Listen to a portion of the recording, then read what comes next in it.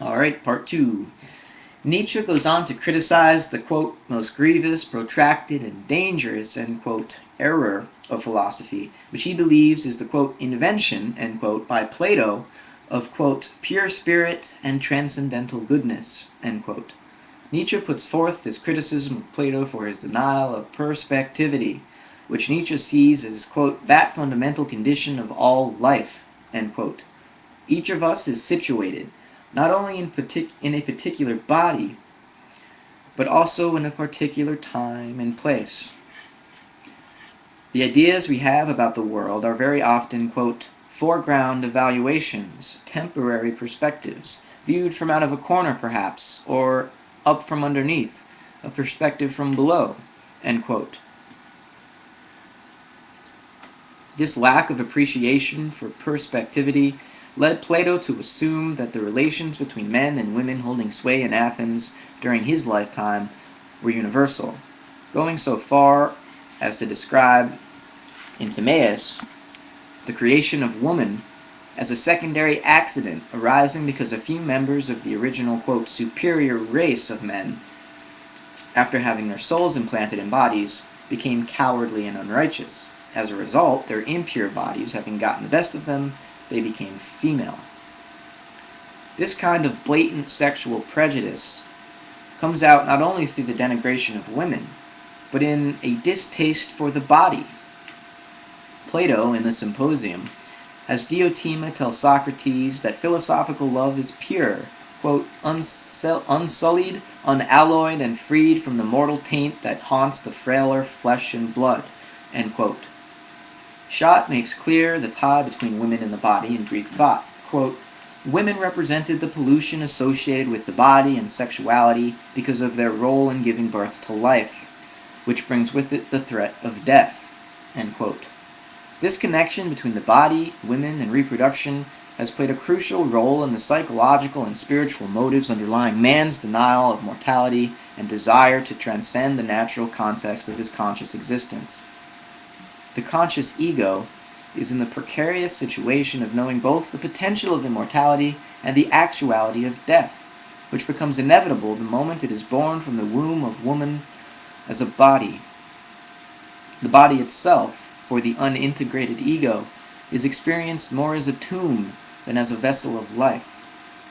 We cannot simply demonize this desire to rebel against the natural way, however. As Carl Jung reminds us, quote, it is just man's turning away from instinct, his opposing himself to instinct, that creates consciousness, end quote. There is a value to consciousness, and the culture that comes with it, which cannot be denied. Our task is more complex than simply washing away the emotional sedimentation acquired through thousands of years of patriarchal domination of the psyche. Questioning some of the philosophical assumptions we have inherited is of vital importance, but our goal is to make room for both culture and nature, not merely to return to an instinctual and unconscious absorption in the natural course of events. To do so would only reverse the imbalance of our current situation. The problem is not whether to embrace a wholly feminine or masculine psychic makeup, but to marry the two such that each enlivens and stimulates the best in the other. Our species has thus far failed to balance the dynamic relationship between these archetypes. Early prehistoric goddess-worshipping societies practiced human sacrifice, thereby overemphasizing our debt to the earth, while our modern scientific worldview, shaped at an archetypal level by the patriarchal assumptions of monotheistic religion and Greek philosophy, has led to isolation from and objectification of the planet and even our own bodies.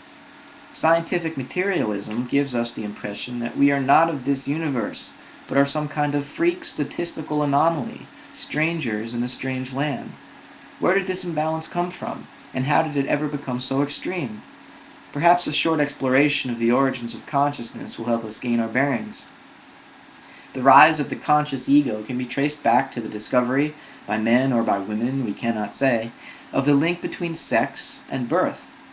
Prior to this realization, quote, it is not the man who is father to the child, but rather the miracle of procreation springs from God, end quote, who was seen as closely related to the numinous quality of the wind or of ancestral spirits, that according to Erich Neumann.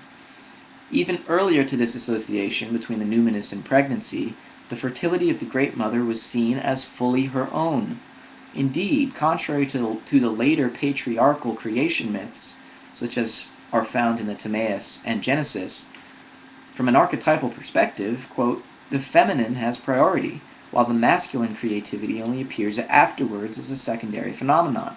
The prime datum is the earth, the basic maternal substance. Visible creation proceeds from her womb, and it is only then that the sexes are divided into two. Only then does the masculine form come into being. That from Johann Jacob Bachofen. The origination of the masculine from the feminine is true not only on an archetypal level, but is evidenced even in biology, both phylogenetically and ontogenetically. Nearly 2 billion years after the morphological differentiation that arose with the invention of sexual reproduction in animals, prokaryotic bacteria freely exchanged genetic material between membranes, functioning as a single planetary organism enclosed in an oceanic womb. The Ouroboros quality of this situation is symbolic of the self-creativity that pre-patriarchal peoples associated with the feminine power of the Great Mother. As Newman says, quote, the maternal side of the Ouroboros gives birth without procreation. Similarly, while developing in the womb, the mammalian zygote begins as female, and absent the required genetic and hormonal agents associated with the Y chromosome, will not go through the metamorphosis required to become male. The primacy of the feminine, both in an archetypal and biological sense, is significant for any attempt to harmonize it with the masculine. There is a sense in which it is the feminine that possesses eternal life, while the masculine is temporally bound, fated to continually rise and fall. Here we see the Janus-faced character of the archetypes, the two being reflections of one another, rather than essentially opposed. The male philosopher's desire to transcend the finitude of bodily life could be understood as a form of worship of the feminine quality of regeneration or rebirth through death. There are plenty of other examples of opposites coinciding. When the link between sex and birth was recognized, the still weak ego also realized that the orgasm associated with intercourse, though intensely pleasurable, was simultaneously a kind of death. This was not a bodily death, but merely the death of the conscious mind, which cannot maintain its independence when such primal sexual urges overcome it. As the ego gained more and more sway over the psychic processes of men, these urges, and the female body that was associated with them, came to be seen as somehow unclean and lacking full humanity. The development of patriarchal society and the hyper-masculinized psyche we have inherited from it arose, we believe, as the conscious ego, in order to secure its autonomy from the unconscious desires of the body, began a process of differentiation, one which unfortunately went too far into complete disassociation. As has been said already, we must be careful not to flip this imbalanced situation into its equally imbalanced reversal, whereby we forego consciousness and return to a complete identification with all things natural. Newman reminds us, quote, the supersession of the stage of the Great Mother by a new mythological stage is not a fortuitous historical occurrence, but a necessary psychological one, end quote. The rising of consciousness out of the unconscious is not an accident, but an evolutionary moment of cosmic importance.